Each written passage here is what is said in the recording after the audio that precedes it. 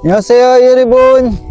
Good day nga pala sa inyo mga ka-Jologs na. Bali, ito nga pala si Jason, yung bagong dating dito sa company. Hello po. Good news kasi dito siya napunta sa amin sa Tiangco kasi yung amo namin ay may 3 company siya. Dun sa first company siya dapat sa Jinyong International, dito siya napunta sa amin. Nadagdagan na naman kami ng mga Pinoy. 14 na kami, tapos ilang kaming Pinoy dito, nasa 7 na kami ngayong foreigner dito na Pinoy, tapos 2 Taeguk, no. Maganda yun kasi talagang pinagkakatiwalaan ni amo yung mga Pinoy. 'Di ba? Sunod-sunod yung dumating na Pinoy dito sa amin. Talagang pinagkatiwalaan niya yung mga Pinoy. Kasi kahit na maraming na umalis na mga Pinoy dito ay talagang kumuha pa siya ng mga Pinoy, no. Kasi siguro nagandahan sa mga performance ng mga Pinoy kaya kumuha ulit ng Pinoy, no. Congrats sa kanya dahil dito siya napunta. Thank you. Sa Maesda Company, no. Kamusta na first day natin? Half day nga pala ngayon, naka-break time kami tapos kakatapos lang namin mag-lunch. Kamusta naman yung first day natin ngayon? First day, okay naman. Ano naman yung mga Koreano? Mababait naman. Basta mabait pa. mag-insa ka lang palagi. Mag-insa ka, bumati ka sa kanila pag makakasalubong mo.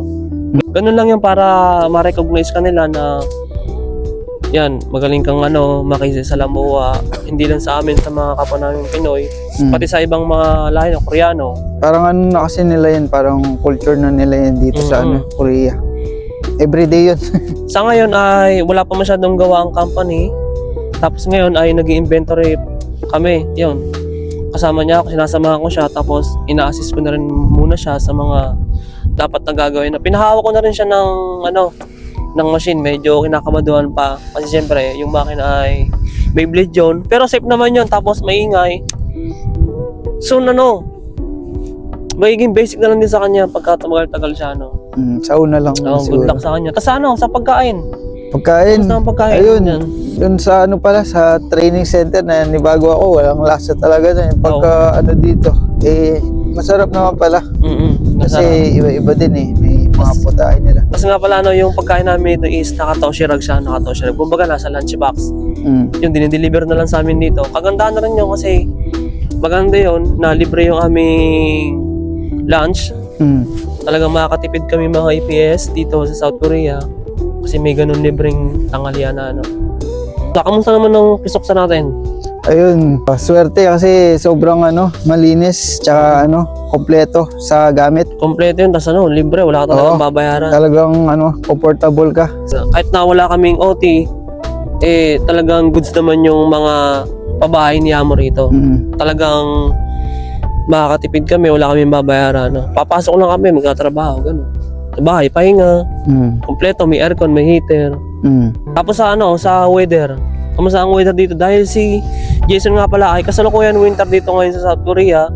Talagang napakalamig kahit walang snow, yung hangin talagang napakalamig. Kamusta naman naging experience mo? Dahil sa weather?